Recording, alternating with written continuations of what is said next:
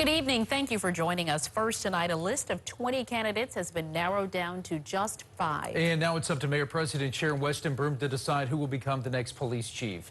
The BRPD Selection Committee announced the finalists following the final round of interviews tonight. 4 of the choices currently serve in leadership positions within Baton Rouge Police.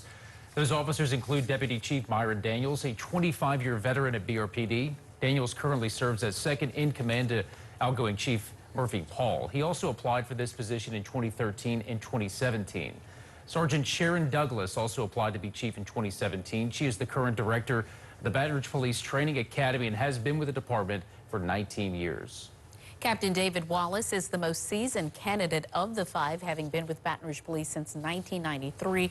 Wallace currently serves as the head of BRPD's 1st District Precinct. Thomas Morse Jr. is the commander of training services for Baton Rouge Police. He has been with the department more than 20 years. The only candidate not affiliated with Baton Rouge Police is Thomas Glover. Glover served as the chief of police in Lafayette for only 10 months before he was fired. He is currently suing the city for wrongful termination.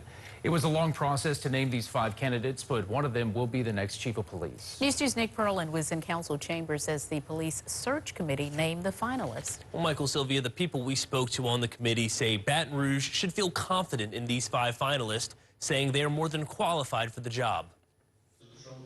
The search committee held their final round of interviews Thursday night, speaking with 4 candidates. Shortly after, the committee quickly voted on which 5 names they want to recommend to the mayor. Those 5 candidates: David Wallace, Sharon Douglas, Myron Daniels, Thomas Morse, and Thomas Glover. Walt Green was on the committee and says there were so many qualified candidates, but he says the 5 selected set themselves apart. They were innovative, they were thinking about 21st policing, and they wanted to bring new ideas to the police department. And so I think we're all happy with the top 5 candidates. It was a long process to get to this point, but Green believes the committee was successful. You can look at the committee members, you can see we were all very diverse. We come from different backgrounds, we come from different professions, but we all agreed pretty much on the top 5. And we all had very good discussions in and outside this chamber. Throughout the interview process, violent crime, community outreach, and transparency were seemingly the most important topics for the committee.